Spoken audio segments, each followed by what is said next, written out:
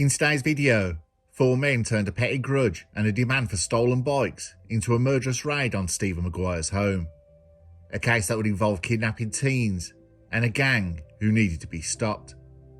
This is Curios&Spiritual. No deep dives, because I float better than I sink.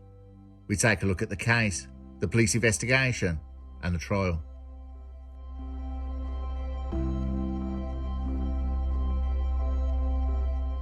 If you're trying to design the most avoidable murder in Merseyside history, you could hardly do better than the events leading up to the killing of Stephen Maguire, 27 years old. It had everything: an argument over motorbikes, a stolen Mercedes, teenage hostages, masked men, and the sort of decision making you normally only see in a budget gangster film. But as with most tragedies, it didn't begin with the gunshot, it began with the bikes.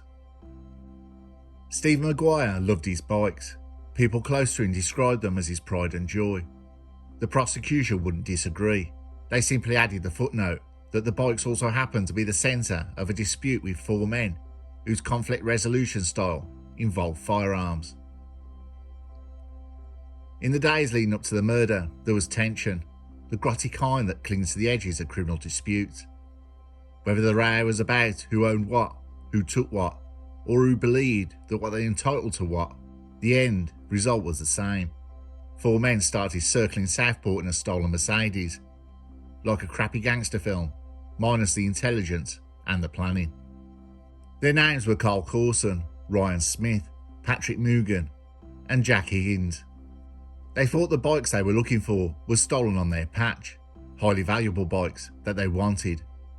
In fact, the bikes were never stolen. The ones they were looking for were bought and paid for and registered to Maguire.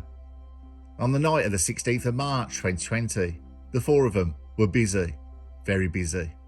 The kind of kidnapping teenagers at gunpoint busy. Yes, two teenage boys were forced into a car under a threat of a gun and made to show the men where the bikes were kept. As strategies go, it wasn't subtle. But subtlety didn't seem to be a strong theme of the evening. The boys complied, because of course they did. Teenagers generally prefer not being shot. If the gang told them it was Thursday, then it's bloody Thursday. The teenagers directed the men to an address on Guildford Road in Birkdale, where Stephen lived with his partner and young daughter. And once the men had what they wanted, the location, they returned the boys to the wild, shaken, terrified, and suddenly very supportive of police cooperation. Inside the house, things were normal. Stephen's partner and her 6-year-old daughter were at home. It was nearly 11:30 at night, the hour when most people are either in bed or considering it, or already have fallen asleep on the sofa. No one imagines they'll soon be hosting armed intruders in a home invasion. Then came the Mercedes.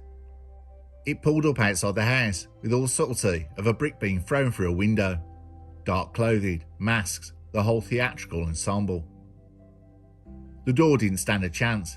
It was kicked in, and with all the tact of an elephant entering a garden shed. What happened next was not complicated. The men demanded the bikes. Stephen refused. This was not a philosophical debate. No one was working through ethics of private property or the finer points of negotiation. It was a very simple script. The gang, hand over the bikes. Stephen, no. A small word no, with the enormous consequences. Upstairs, Stephen's partner and her daughter were told to stay put by Stephen. From the top of the stairs, Stephen's partner heard the shouting. Not conversational shouting, but the unmistakable kind that belongs to people demanding things with weapons in their hands. What she heard next was a sound that would define the night. A single crack of a gunshot. Then another. The shots hit Stephen, one in the leg, one in the stomach. The second was fatal. The gun, as later established by post-mortem and ballistics, was a handgun. The wound to the abdomen was catastrophic, the kind of wound paramedics fight like hell to stabilise, but which too often wins. Stephen collapsed, bleeding, conscious, but losing ground by the second. Downstairs, the men who had demanded the bikes promptly lost interest in their own negotiation and fled. One stole a scrambler bike and left. The other three they could not get started. They gave up and vanished back into the dark Mercedes and drove off. Stephen was rushed to hospital and he died soon after.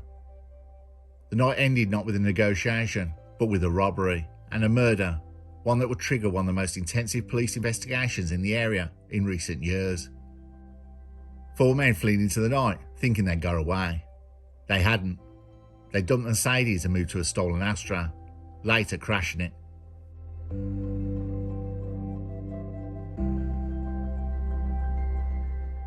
The investigation that followed was what you might call comprehensive, or probably relentless. It combined old school detective work with modern technology, a strategy that somehow managed to catch 4 men who thought they might just ride off into the dark. About 7 weeks after the murder, on 6th of May 2020, Merseyside detectives executed 6 warrants across Liverpool and Merseyside area, targeting homes in Liverpool city centre, Melling, Norris Green, West Derby, Walton and Allerton.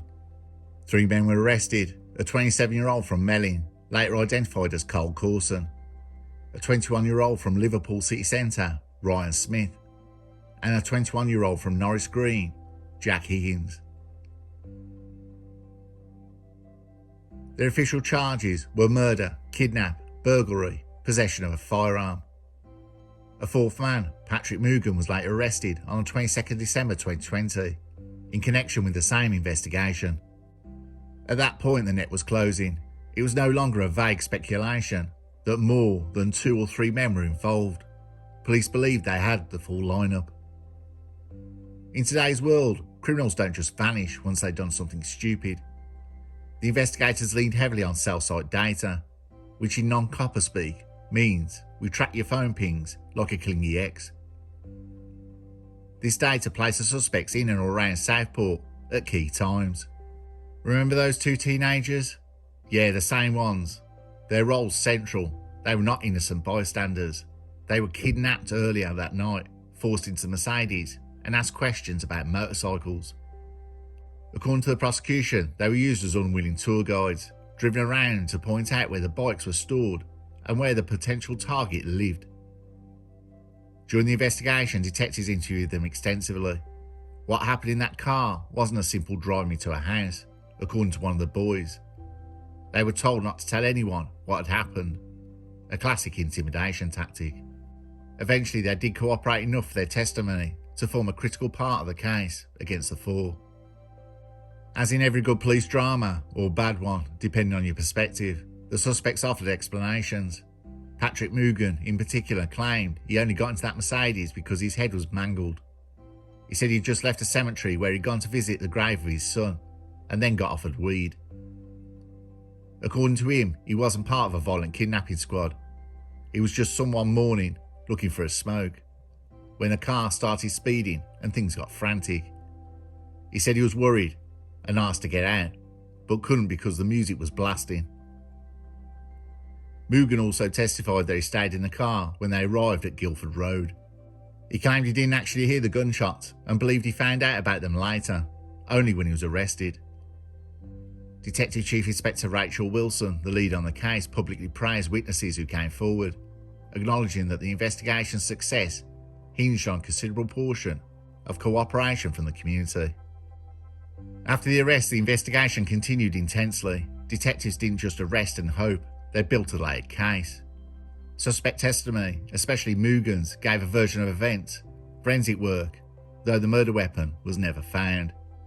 Despite the fact that no gun was officially recovered and presented at trial, the combination of cell site data, CCTV evidence and witness testimony was powerful enough for the Crown Prosecution Service to proceed. And in a case like this where 4 men drove in, forced their way into a home, shot a man dead and left, thorough is exactly what justice demanded.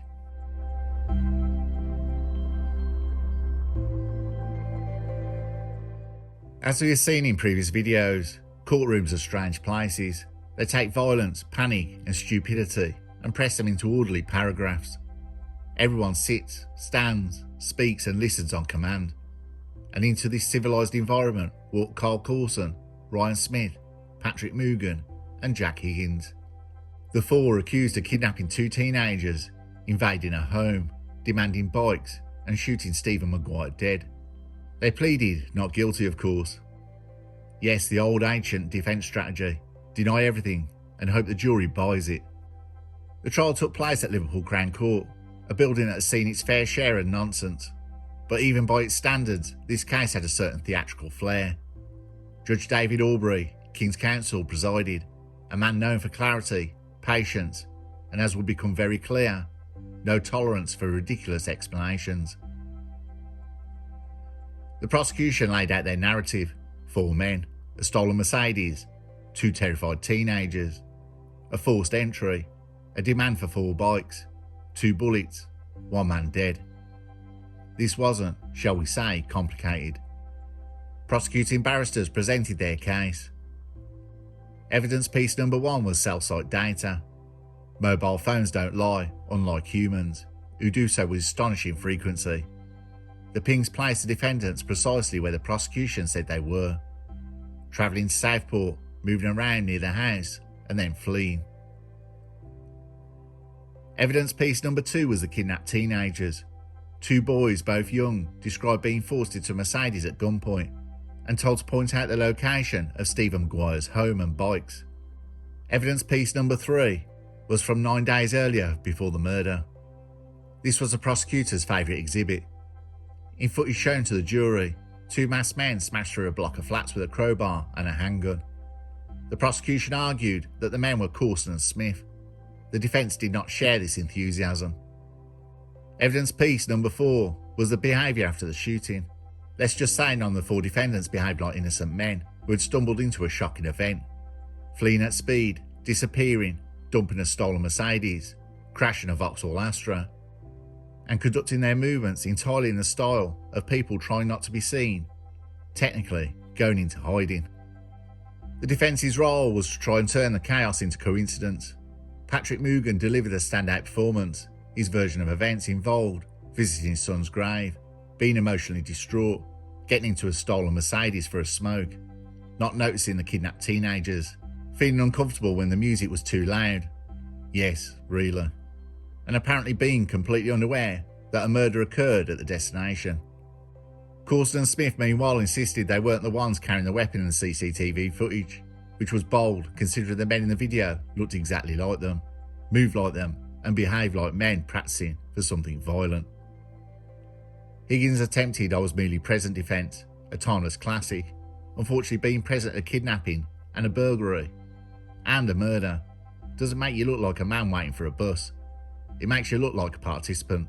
Judge Aubrey listened patiently, kindly, professionally, and then once the jury returned unanimous guilty verdicts, he delivered what everyone in the courtroom expected. Carl Corson was sentenced to life with a minimum of 33 years. Ryan Smith was sentenced to life with a minimum of 32 years. Patrick Mugan was sentenced to life with a minimum of 30 years. And Jack Higgins was sentenced to life with a minimum of 29 years. Heavy time, but then again, when you kick down a door, kidnap teens, demand 4 motorbikes with a gun in hand, and leave a man bleeding to death in his own home, you don't get community service and a stern word. In his sentencing remarks, Judge Aubrey called it a planned and coordinated attack, politely phrased for what, in reality, was violent, stupid ambush over bikes.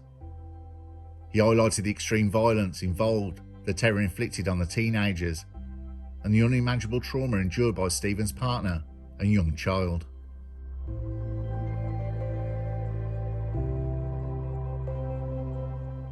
In the end, the murder of Stephen Maguire wasn't the work of criminal masterminds, tortured anti-heroes or elegant villains. It was the work of 4 painfully ordinary men. They swaggered through a plan stitched together with a kind of logic that collapses under the weight of its own idiocy, leaving a trail of shattered lives behind them. And for what? To steal 4 bikes, not gold bars, not cartel money. Bikes. Crime fiction desperately wishes criminals were brilliant. Real life, unfortunately, delivers the opposite. But the true weight of the story doesn't land in the courtroom.